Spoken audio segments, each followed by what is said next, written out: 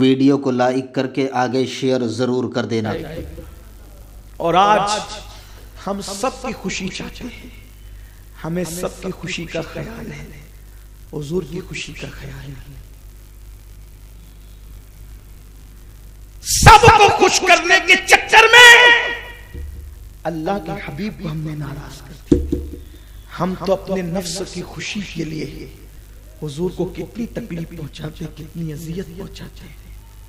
شاید ہم سے زیادہ کوئی کم نصیب ہوگا کہ حضور کا امتی ہو کر بھی حضور کو اتنی تکلیف دے۔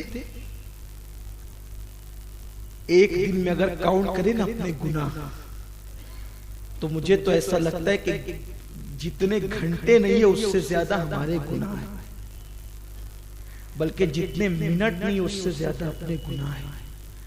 گالی اپنی زندگی میں گالی دیتے ہوئے کبھی سوچا یہ گالی مسجد کے امام کے سامنے نہیں دیتا تو جو رسول جان سے زیادہ قریب ہے، جو رسول جان سے زیادہ قریب ہے، وہ سن رہے تو میں کسی کو گالی کیسے دوں؟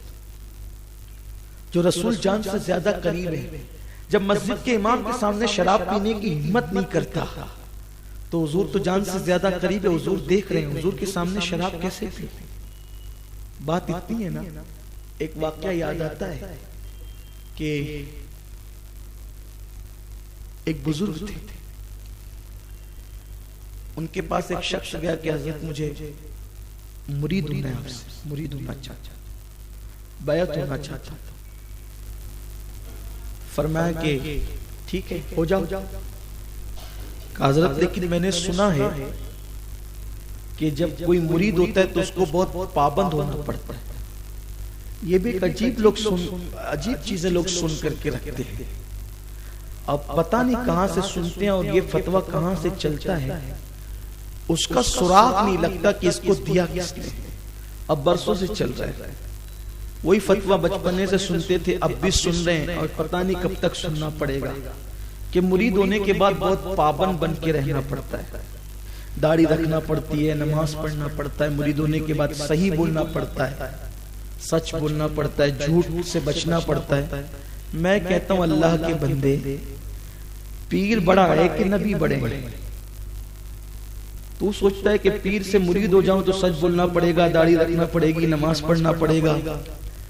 ارے پیر کیا بہت بڑا ہے پیر، پیر کی عظمتیں اپنی جگہ، لیکن جب تو نے نبی کا کلمہ پڑھا اور تو نبی سے مرید ہوا، مرید کسے کہتے ہیں؟ مرید کسے کہتے ہیں؟ جو کسی مراد کا ہو۔ ہماری مراد سے نبی سے بڑھ کر ہماری مراد ہے، ارے سب مراد ہیں، وہ جان مراد ہے۔ میرے امام نے تو یہی کہا کہ اللہ رے تیرے جسم منور کی تابشیں، اے جان تجلی کہوں تجھے، اور کہتے ہیں جان مراد کان تمنا کہوں تجھے، اور ایک مقام پر کہتے ہیں کہ عرش کی عقل دنگ ہے، چرخ میں آسمان ہے، جان مراد اب کدھر؟ جان سب مراد ہے اور حضور جان مراد ہے، تو جس کی حضور مراد ہے وہ حضور کا مرید ہے۔ مفتی صاحب یہ تو بات ہے، جو حضور کو اپنی مراد مانتا ہے، جو حضور کو اپنی مراد مانتا ہے وہ حضور کا مرید ہے۔ خدا کی قسم حضور کا مرید کب سے ہوا؟ تو لا الہ الا اللہ محمد رسول اللہ پڑھا حضور کا مرید ہو گیا۔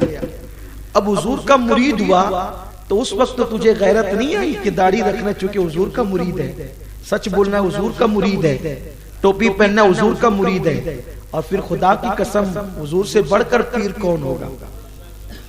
حضور تو ایسی مراد ہیں خدا کی قسم کہ حضور صرف بندوں کی مراد نہیں، حضور صرف بندوں کی مراد نہیں، بلکہ حضور صلی اللہ علیہ وسلم تو خالق بھی وہاں جو ہے وہ طالب نظر آتا ہے، خالق بھی وہاں طالب نظر آتا ہے، اسی لیے تو وہ مطلوب ہے۔ خالق کی رحمتیں وہاں منتظر نظر آتی ہے، اسی لیے تو وہ منتظر ہیں۔ اقبال نے اسی لیے تو کہا، ڈاکٹر صاحب اسی لیے تو کہتے ہیں عبد دیگر عبدہ چیزیں دیگر، این سراپا منتظر وہ منتظر۔